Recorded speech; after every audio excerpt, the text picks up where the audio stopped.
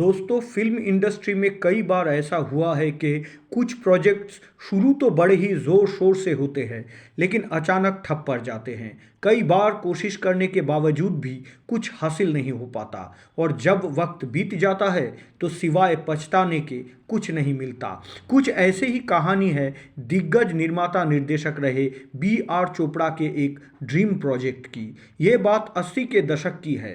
प्राचीन भारतीय इतिहास के कूटनीतिज्ञ, राजनीतिक माने जाने वाले चाणक्य पर फिल्म बनाने की B.R. चोपड़ा ने ठान ली। फिल्म का नाम था चाणक्य चंद्रगुप्त। इस फिल्म में उन्होंने लीजेंड एक्टर दिलीप कुमार को चाणक्य के रूप में, धर्मेंद्र को चंद्रगुप्त मौर्य के रूप में और चंद्रगुप्त की ग्रीक पत्नी हेलेना के रूप में हेमा मालिनी को साइन भी कर लिया।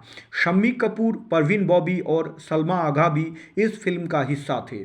किशोर शर्मा नाम के बम्बई के एक बैरिस्टर जो प्राचीन भारतीय इतिहास के विशेषज्ञ भी थे, उन्होंने इस फिल्म को प्रोड्यूस करने में दिलचस्पी लिए थे।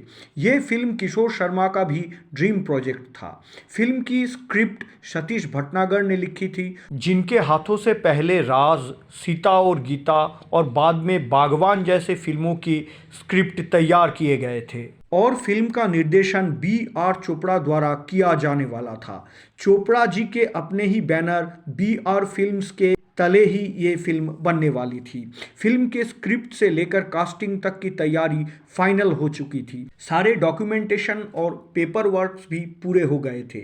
इसके बाद नंबर आया चाणक्य के रंग रूप में दिलीप कुमार को उतारने का। B.R. चोपड़ा साहब की फिल्म चाणक्य चंद्रगुप्त की अनाउंसमेंट से ही इंडस्ट्री में हलचल मच गई थी। फिल्म बनाने के प्रति चोपड़ा साहब का पैशन या जुनून तब देखा गया जब उन्होंने गंजा या मुंडित मस्तक चाणक्य की भूमिका में दिलीप कुमार की बर्ल्ड कैप तैयार करवाने के लिए फिल्म के निर्माताओं को उस जमाने में 1 लाख से अधिक रुपये खर्च करने के लिए मजबूर किया। दिलीप कुमार को चाणक्य की तरह गंजा या मुंडित मस्तक दिखाने के मकसद से सिर्फ एक खास तरह की बॉल्ड कैप डिजाइन करने के लिए ही बॉलीवुड से प्रशिक्षित मेकअप मैन सरोज मोदी को लंदन भेजा गया था। धर्मेंद्र कई बार कई जगह दिलीप कुमार के साथ काम करने की इच्छा जाहिर कर चुके थे।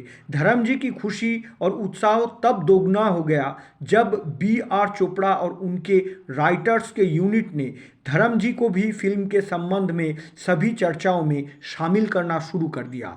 B.R. चोपड़ा साहब ने फॉरेन से बर्ल्ड कैप मंगवाई। उस बर्ल्ड कैप को पहनना और उतारना भी एक अलग तरह का झंझट वाला काम था। खैर, दिलीप कुमार को तैयार कर फोटोशूट भी करवाया गया।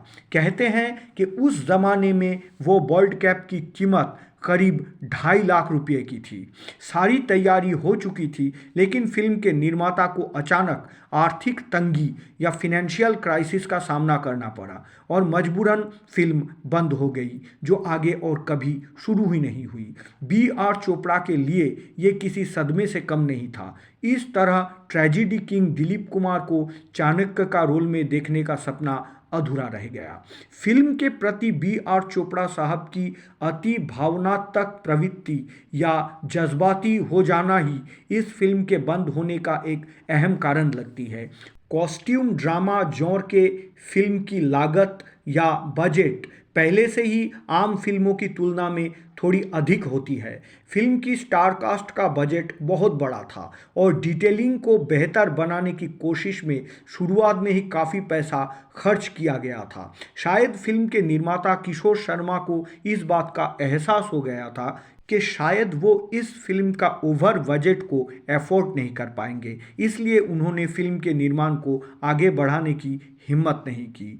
इसके कुछ साल बाद 1985 में B.R. चोपड़ा साहब ने खुद दिलीप कुमार और आदित्य पांचोली को साथ लेकर ये प्रोजेक्ट को दोबारा रिवाइव करने की एक कोशिश किए थे, मगर वो योजना भी वास्तव में कामयाब नहीं हो सका। इसके कुछ साल बाद अमिताभ बच्चन और मिथुन चक्रवर्ती को लेकर चाणक्य चंद्रगुप्त नाम के एक फिल्म की अनाउंसमेंट तो हुई थी, लेकिन वो योजना भी किसी अज्ञात कारण से ठंडे बस्ते में चला गया, यानी कि शेल्फ्ड घोषित हो गया।